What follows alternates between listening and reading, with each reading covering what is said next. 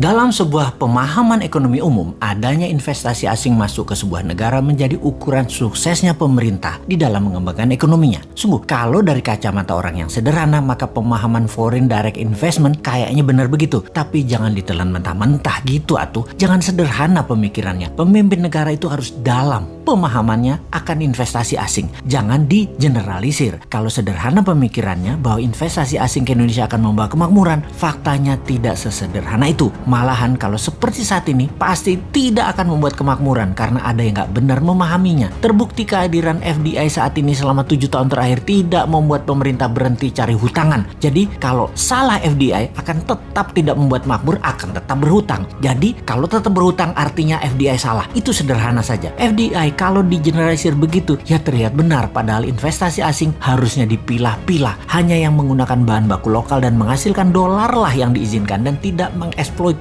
sumber daya alam bawah tanah. Begini kita menjelaskannya. Dalam aset nasional itu ada yang di atas tanah, ada yang di dalam tanah. Yang di dalam tanah itu harus 100% milik nasional. Yang di permukaan bolehlah FDI. Kalau di atas tanah seperti perkebunan, pertanian, industri jasa, properti, keuangan, dunia digital dan lain sebagainya silahkan. Tetapi mineral yang di bawah tanah tidak boleh digali untuk dijual mentah atau setengah jadi ke luar negeri. Harus 100% bahannya jadi dan harus 100% milik Indonesia. Atau untuk finish produk atau juga untuk memenuhi kebutuhan dalam negeri, dan FDI hanya boleh untuk mengerjakan finish produknya atau sesuatu yang di atas tanah deh, seperti jasa, teknologi digital, IT, bioteknologi, biomedical, biomining dan lain sebagainya untuk diinvestkan ke otaknya putra bangsa. Itu baru FDI boleh ribuan perusahaan masuk ke Indonesia. Itu baru boleh didukung. Misalnya Google, Netflix, Disney, Metanya, Facebook, Pfizer, biomedical, Hollywood, industri musik dunia, film, YouTube masuk, head office-nya ke Indonesia, masuk data centernya ke Indonesia, silahkan.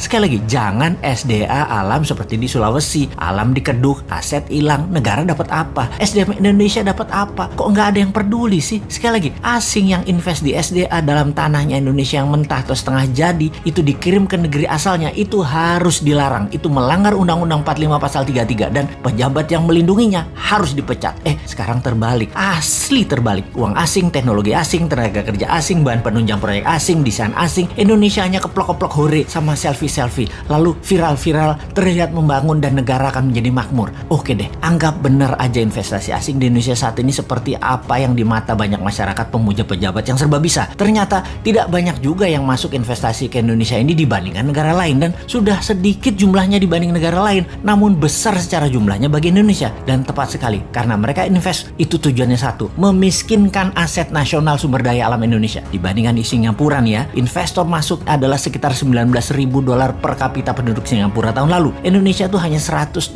per kapita investasinya, jauh dibanding Malaysia dan Vietnam yang hampir $300 per kapita investasi asingnya masuk tahun lalu. Sudah sedikit di Indonesia itu ngerusak, memiskinkan aset nasional lagi. Tapi itu kalau saya orang Jawa sih masih bilang untung. Untung nggak sama dengan Singapura, jumlahnya masuk $19.000 per kapita, masuk dan merusak. Wes, gak lihat 3 tahun lagi itu mas sampai 2024, sekarang aja sudah ambiar karena kecil ambiarnya. Nanti kalau sudah di atas tahun 2024 baru lo kerasa bahwa keputusan sekarang mengambiarkan juga, cuman slow pace aja.